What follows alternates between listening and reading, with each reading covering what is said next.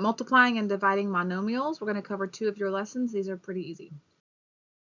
All right, so you're going to be given a problem like this, and it may have more than one variable. You could have lots of different variables.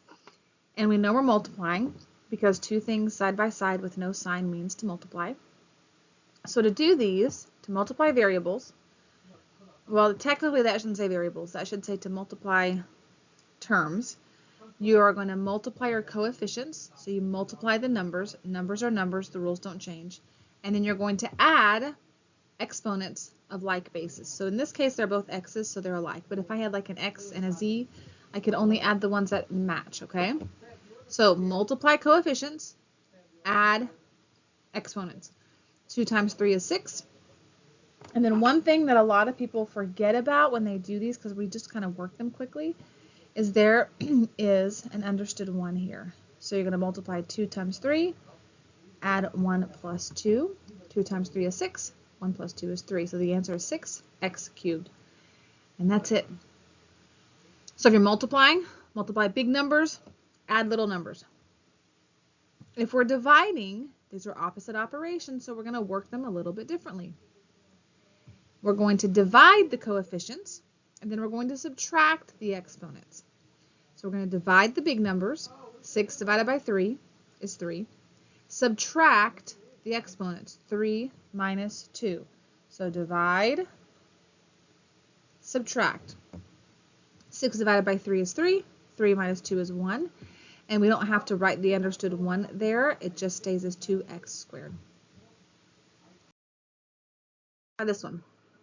We know we're multiplying. 2 things side by side means multiply. 2 times 3, remember multiply big numbers. 2 times 3 is 6. And then we're going to match up our x's. And there's an understood 1 and an understood 1. And this is the only one of its kind here, so it just stays put. So 2 times 3 is 6. 1 plus 1 is 2, and then that y squared has to stay. So that just becomes 6, x squared, y squared. So we have 6 because we multiplied 2 times 3. X and x becomes x squared, then y squared. Now division, divide the big numbers, so 9 divided by 3, and subtract, so 2 minus 1. And then 2 minus 2 becomes a 0. Anything to the 0 power becomes 1. Anything to the 0 power becomes 1. And because I have these things side by side, I'm multiplying. And 1 times anything is itself. So technically the y's go away. So I end up with 9 divided by 3 is 3. 2 minus 1 is 1, and then those y's cancel each other out, so you end up with 3x.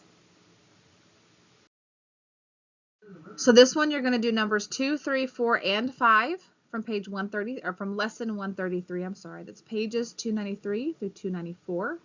And then you're going to do only number 2 from lesson 134. So lesson 133, 2, 3, 4, and 5.